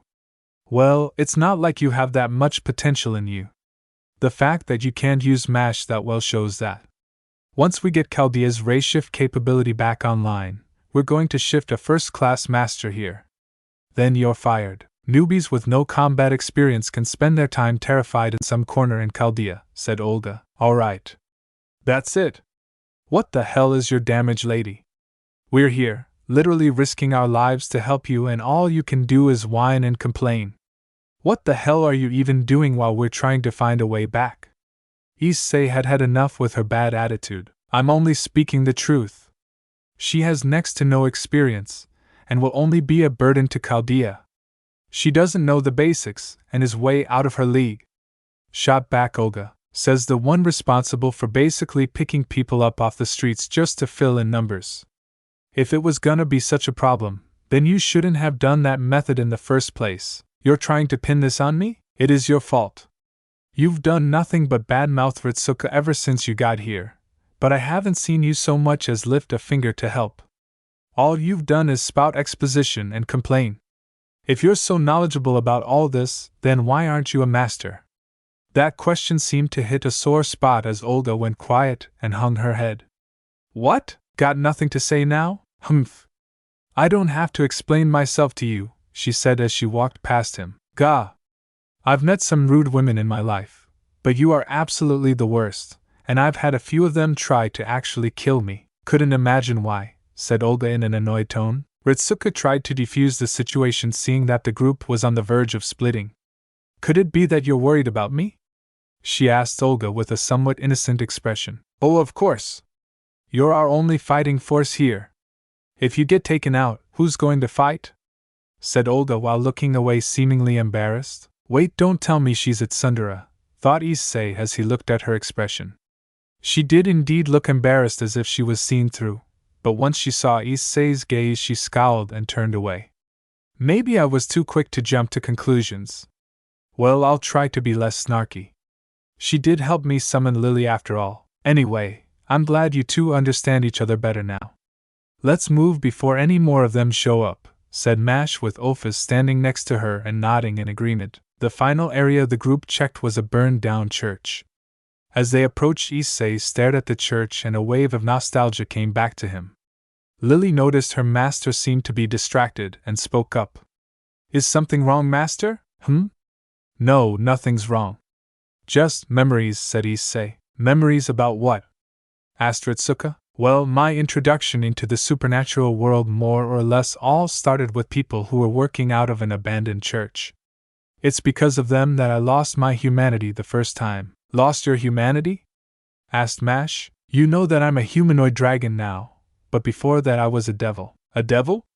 Said Olga incredulously. Issei nodded and told them all the story of how he became a devil. How he was tricked onto a date where the girl killed him at the end. Then a devil came and reincarnated him into her servant, saving his life. After he was done, the others, minus Olga, had horrified expressions. That's horrible, Issei-senpai. I'm relieved you survived, although I never thought I would be thankful to a devil, said Mash. I'm not sure how it works in this world, but where I'm from, devils are basically the same as humans in terms of personality and appearance. Of course, they do lean more into the sinful parts of their personality, but they're not inherently evil. I've met plenty of good and evil devils, and it's basically the same as differentiating good and bad humans, said Issei. Doesn't it make things tricky, though? Asked Ritsuka. Well, I usually leave that kind of stuff to my master, or someone else in her family. I'm not good with all the political dealings, so I usually leave it to them. I have been doing my best to learn everything I need to become a member of the devil nobility one day, but I'm not the smartest, even I know that much. Well, at least you admit it, said Olga. Issei shot her a look but didn't say anything. He knew he deserved it for going off on her earlier. Something he said earlier caught Lily's attention. You're joining the devil nobility? Her question grabbed everyone's attention. Issei just rubbed the back of his head in embarrassment. Hey, yeah? I'm dating my master, and everyone in her family is supportive of our relationship. Honestly, they're trying to have us get married immediately, but we want to do things at our own pace. You're engaged? Said both Ritsuka and Mash. Well, not officially. I haven't proposed yet. We're just dating, and honestly, things are still too chaotic back home to focus on those kinds of things right now. You mean with the Cows Brigade you mentioned before? Asked Mash. Right. They must be stopped so that peace can return to the supernatural world. Which means helping you guys get this done as soon as possible is my priority so that I can go home, said Issei resolutely. Lily gave a small bow to her master. Master, if your home is still in danger, I will gladly lay down my life to help you protect it. Thanks, Lily. I appreciate it. We'll help too, Issei-san. Since you're doing so much for us, it's only right we help you in return, said Ritsuka with Mash nodding in agreement. Hold on. Who said you get to decide whether or not we get involved in someone else's business? Even if we figure all this out, Chaldea will have a large mess to clean up after the fact. It'll be a fight for us not to get shut down after this fiasco, let alone help another world, said Olga. The girls seemed dispirited at that, but Issei consoled them. Don't worry, you two, your desire to help is enough for me. I appreciate it. The group eventually reached the church and dealt with the enemies they were expecting to run into. Once the battle was over, they continued to look around. Hey Ritsuka, looks like it's safe over there. Why don't you rest a bit? Said Romani over the comms. I agree with you, Doctor. Senpai, would you like some rations? Offered Mash. Thanks. Aren't you tired, Mash? Asked Ritsuka. Tired? Are you asking if I've been having any problems since I became a servant? Well, for the most part. It's scary to fight, but I'm doing fine otherwise. Any complaints since you've become a servant? It's hard to explain. Imagine yourself becoming a jet fighter. You might be able to fly around in the sky, but you can't do your own maintenance. No matter how strong you might be, your existence essentially depends on having a master. The risk and reward makes sense here. But I can't be too happy when I think of the burden I'm putting on you and Issei-senpai. You haven't been a burden, Mashu, said Issei. Thank you, but honestly, I'm not sure. I feel so nervous whenever I fight that I feel like one mistake will end everything. I get it, Mashu. When I first reincarnated into a devil, I didn't really understand what I was doing at first either. I was pretty weak for a devil too. I still can't use my own magic circles to transport places like the others. Most of my power comes from Drake, and it's what's kept me alive. But I trained relentlessly to protect my friends, and you can too. My partner speaks the truth. When I awakened and met him for the first time, I could already tell that he was the weakest person ever to hold my power. But through his relentless drive and strange desires, he has become one of the strongest. Where you start doesn't matter, it's about pushing yourself to achieve your desires. Encourage Drake. Mash listened intently to the two and seemed to go into thought. Ritsuka seemed to be thinking deeply as well about what was just said and what Issei told her before this mess started. It seems like their words caused them to think deeply about what they want. Olga was looking at Issei with discerning eyes. Is this why he's so protective of Ritsuka? Because she was like him once, weak and unremarkable. He apparently pushed his way to the top with hard work, but not everyone can be that successful just based on determination, she thought. I'm sorry, who is this master? Asked Lily. Right, I never introduced you. Lily, this is Drake. Drake, Lily. Hello? I'm Drake. Also known as the Welsh Dragon. Did you say the Welsh Dragon? Like Albion? Asked Lily. It's irritating that the people of this world know about the White One but don't know me. I'm sorry. But Albion is the only dragon I know of from my homeland. He represents both red and white, and each embodies different aspects. And which do you embody? Lily showed a surprised look that changed to a small smile. So you could tell. It was strange. I felt some kind of connection with you. In the past there was only one person who wasn't my host who I felt like this with. Who was that Drake? Asked Issei. Master, I'm sorry, but leave it be for now. I will tell you when the time is right, said Lily. Issei looked at his servant and saw her smiling face. There was something behind her eyes that he couldn't place, but he decided to trust her. All right, if you say so, he said with a smile. Lily nodded gratefully for her master's understanding. Sorry to interrupt when you're in a good atmosphere, but let's talk later. The three of you need to get out of there now. I'm still picking up something. And this is... Romani tried to warn them, but it was too late. A shadowy figure appeared suddenly, causing all of them to go on alert. Wah, is that? Said Olga, shocked. A servant is there. Don't fight it, Ritsuka, Mash. It's too soon for you to fight a servant, warned Romani. Issei immediately stood between the group and the enemy, with his servant standing alongside him. Olga was trying to keep it together but couldn't hide her unease. Even so, we can't escape. Mash, prepare for battle. It's a servant, you can do something about it, right? You too, Issei and Saber, ordered Olga. Issei wanted to say something back but knew it wasn't the time. Mash also got herself ready. Yes. I will do my best. They ready for battle, and Issei could immediately tell this enemy wasn't like all the others. Even covered in shadows he could tell this was a woman, and she held some kind of daggers with chains attached in her hands. As he observed the opponent, Lily stepped forward. Master, be careful. One wrong move could be the end. Why yes, responded Mash.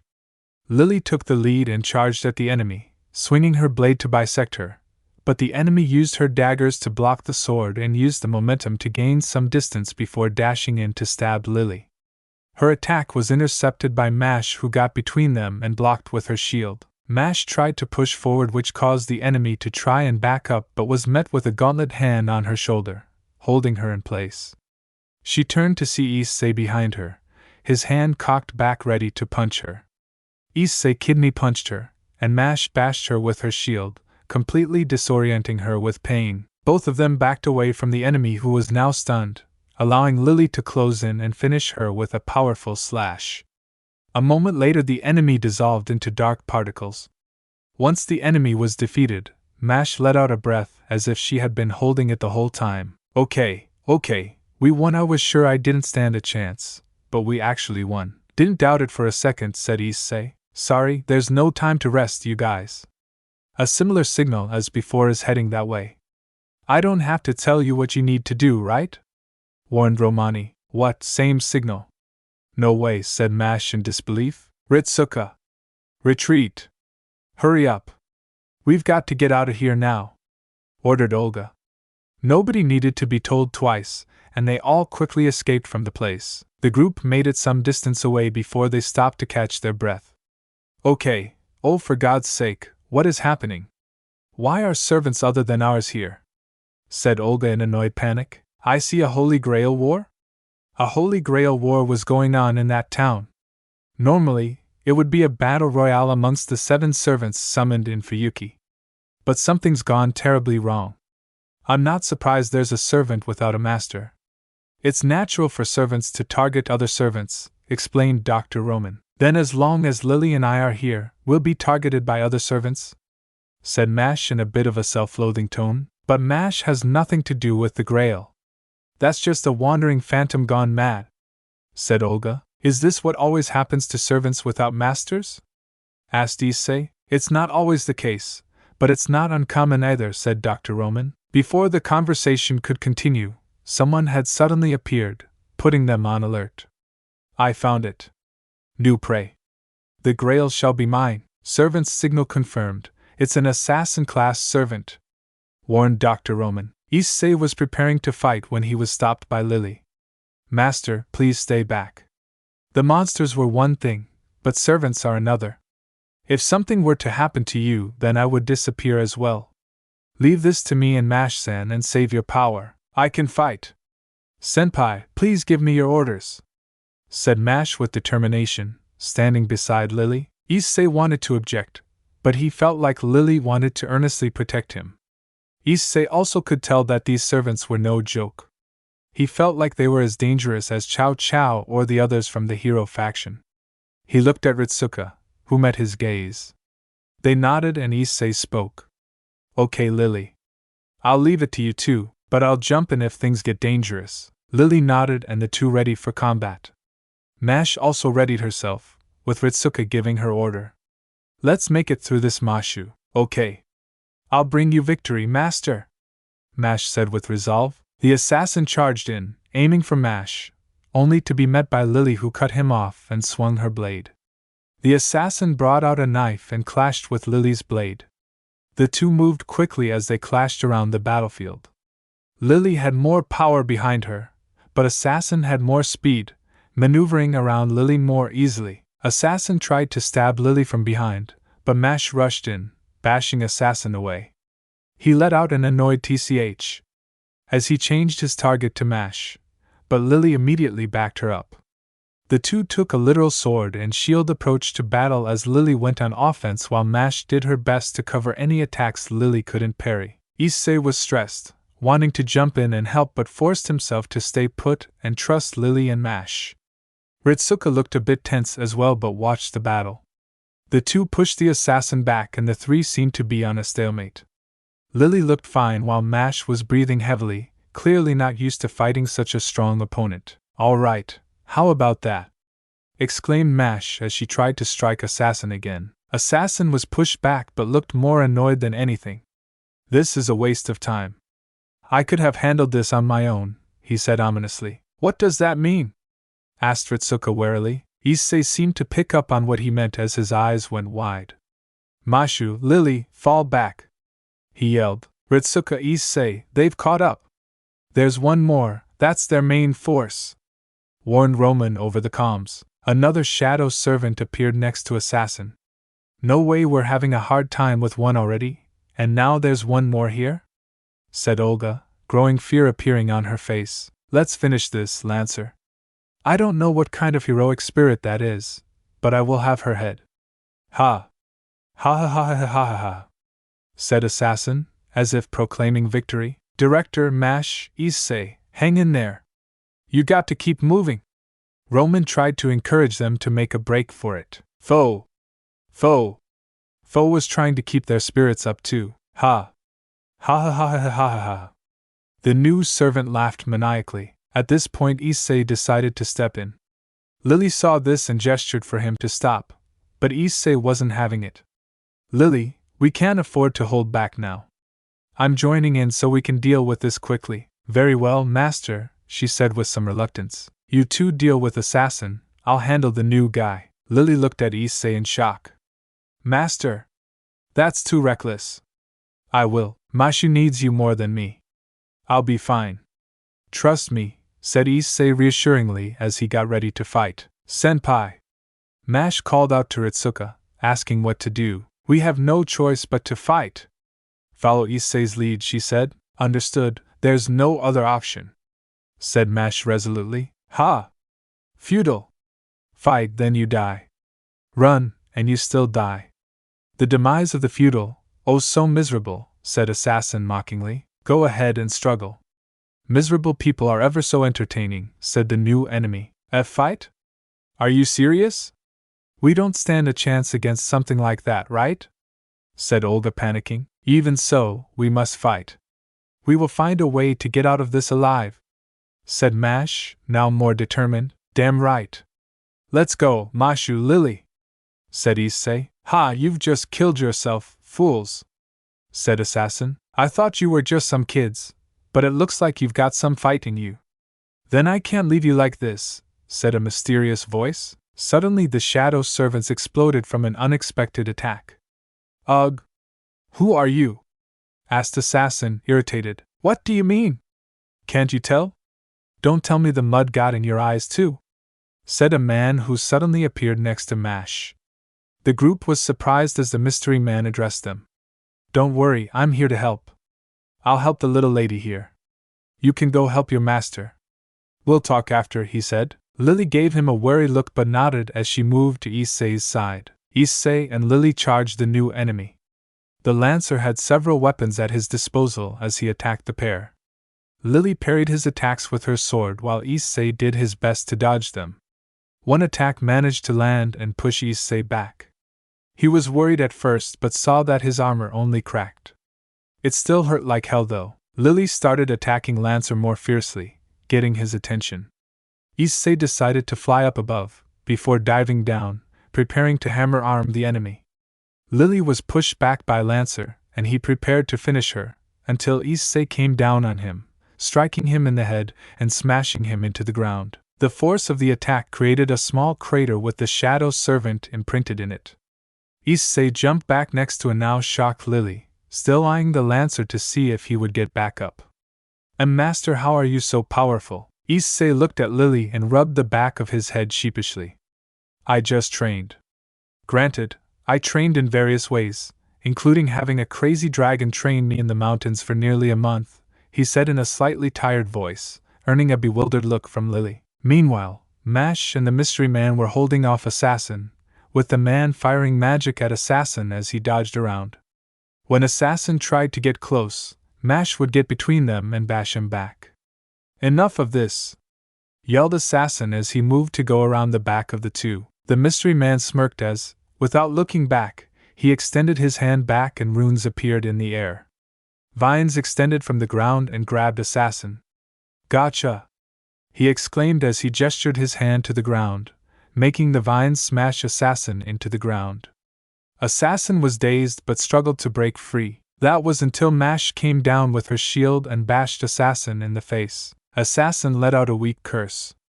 Ugh, curse you, caster, with the Holy Grail, before my eyes, was all he said before fading away in black mist. The pair looked over at Issei and Lily who were walking towards them. They saw that the other shadow servant was also dissolving away. Excuse me, thank you very much for saving us from danger, said Mash warily. Yeah, that was a close one. We owe ya, said Issei. Hey, good work. You guys don't owe me for this, so don't worry about it. You should be more worried about your own bodies. That damn assassin kept targeting your butts like a pest, said Caster. Oh, said Mash as she blushed in embarrassment. Hey, you look fragile, but you have a pretty nice body. Icing on the cake.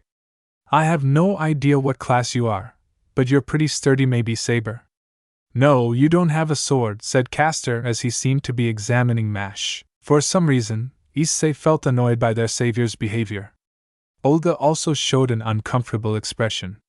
Hey Ritsuka, Issei, what did you think of that? He's an ally, maybe?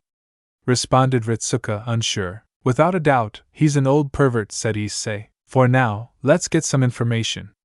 He seems to be a decent heroic spirit, suggested Dr. Roman. Oh, so someone who wants to cut to the chase. What is this? Some means of communication through magecraft? Asked Caster with mild interest. Well met, Caster servant. I don't know which heroic spirit you are, but we have nothing but respect and awe for you, said Dr. Roman, in an overly magnanimous way. Oh, spare me your remarks. I'm sick of hearing them. State your business, weakling. Isn't that what you're good at? Said Caster, annoyed. At least he picked up on that fast, said Olga under her breath. Issei, Ritsuka, and Mash couldn't help but nod in agreement. I see. All right then. Weakling, I got called a weakling from someone I've met for the first time, said Dr. Roman, a bit disheartened. He then went on to explain the current situation to their new ally and why they were here. And that's the current situation in Chaldea. Currently, Ritsuka is the acting master and in the middle of field research. Let me confirm something. You're a servant from the Holy Grail War that broke out in this city, and the sole survivor? If by that you mean I haven't lost. Our Holy Grail War changed to something else entirely along the way. I don't know how it happened either. The city was engulfed in flames, and the humans vanished. Only the servants remained. Saber was the first to resume the Holy Grail War. That chap began rampaging like a tiger released from a cage. Archer, Lancer, Rider, Berserker, and Assassin were all defeated by Saber, explained Caster. The survival of the 7 servants that rule of the Holy Grail War was broken here, said Olga. Issei was doing his best to follow along, but he was completely lost. He looked over at Ritsuka and saw that she looked a bit lost too. Mash, on the other hand, looked like she understood, so he figured he would ask her later. Ophis and Great Red looked like they didn't care about what was going on either and were diligently staying by Ritsuka's side to protect her. And in the end you won, Caster, or rather, you're the servant who survived, said Mash. Yes. Any servant that was defeated by Saber became like those two, corrupted by the black mud.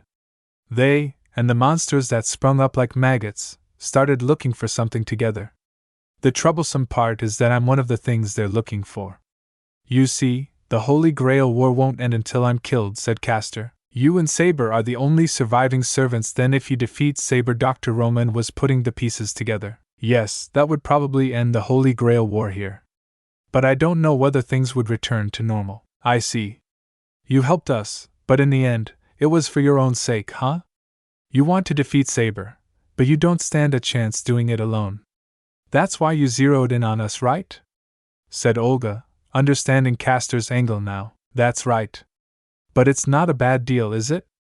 At any rate, it looks like we've got company, said Castor, preparing for battle. More skeletons stalked out from around a building and spotted them. They let out a loud moan as they began heading towards them. Yikes! Exclaimed Olga in surprise. There's no end to these guys. I'm telling you, there's nothing better than having allies, said Castor in a carefree tone. He was preparing to launch a spell when Issei and Lily dashed forward. Despite his short battle with the Shadow Servant, Issei had a chance to rest when watching the fight earlier. Since the current enemies were more skeletons that couldn't harm him, he decided that ending it quickly was the best solution. Lily, being his servant, also charged forward and the two completely smashed the group of skeletons. Issei took care of the majority in a few moves, with Lily cutting down any that survived. After a few moments the battle was already over. Castor had a slightly surprised look as he watched the pair return. Didn't expect that. I knew you could fight since I saw you do it earlier, but to think it was to this extent. He eyed Issei. Hey kid, what servant are you? I don't think I've ever seen anyone like you before. I'm not a servant. I came to this dimension by accident and am currently stuck here. I'm helping out Chaldea because they promised to help me get home. But well, I also couldn't leave people in trouble alone, even without their offer to help, explained Issei. Not a servant? Even if you're from some alternate world, I didn't think there would be tough guys like you, said Castor in a slightly interested tone. Well, I'm strong, but nowhere near the strongest where I'm from. I'm still training to get stronger. Castor showed a wry smile. As you should. It's the only way any warrior should live. His words seemed to come from experience, as Issei could tell. Mash cleared her throat to get everyone's attention. Sigh, things have settled down at least. True, we can't have a decent conversation like this. My bad. If I'd been summoned as a lancer, I could have finished off Saber with just one strike. Man, Castor is just not for me. I don't like being a caster in a Holy Grail war like this. If you were a lancer? Asked Ritsuka, confused. You can be a different class? Asked Issei, curious. It's been known to happen, senpais. Some heroic spirits have the attributes of multiple classes. He is not just a spear wielder, but a high-level heroic spirit with qualifications to be a mage. I'm only speculating, but he must be one of the top servants. The kind that's featured in the magazine Vivian, explained Mash. Yes, you said you were the masters of an organization called Chaldea. I guess that's all I need to know. In general, servants tend not to get overly involved in problems outside of their own time period. We ultimately only cooperate as weapons. Your goal is to investigate this anomaly. My goal is to put an end to the Holy Grail War. We share mutual interests. So how about we join forces? Offered Castor. That is a rational proposition. But if we do that, who will be your master? Asked Olga. Well, that young lady there, of course. The kid is a wild card, and the little girl there doesn't seem to even know what's going on. It doesn't seem like you have the aptitude to be a master either. I mean, you possess high-quality magical circuits, yet you don't have the aptitude to be a master. Is it a curse? Oh, shut up. What do you care? Ritsuka, he's in your hands. Use him wisely, said Olga, irritated. Issei noticed she became upset about the same topic he questioned her on before. Then it's settled. The contract is only temporary, but I'm counting on ya. That leaves one last thing, your goal.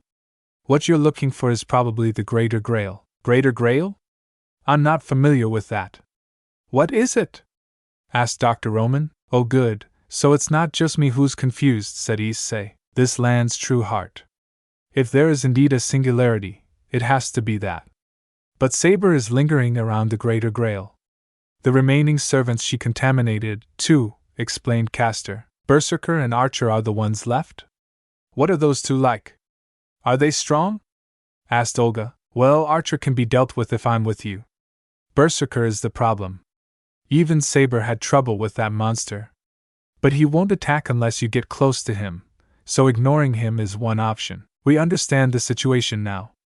We'll team up with Mr. Castor to obtain the Greater Grail. Mr. Castor, will you show us the way? Asked Dr. Roman. Skip the Mr. I'll take you there. The young lady here will decide when to make our move. Much obliged. Then shall we resume the search? I'm counting on you too, Ritsuka Issei. You got it, Doc, said Issei. Let's find somewhere safe to rest first, suggested Ritsuka. Everyone nodded and they headed out to find shelter. Thanks for watching this video. Don't forget to support and follow the Myth0s216 for writing that awesome fanfic, and also make sure to comment on this story, link in the description. If you like to hear adult version of this and other stories, I'll give you link of my Patreon. See you in the next video. Goodbye.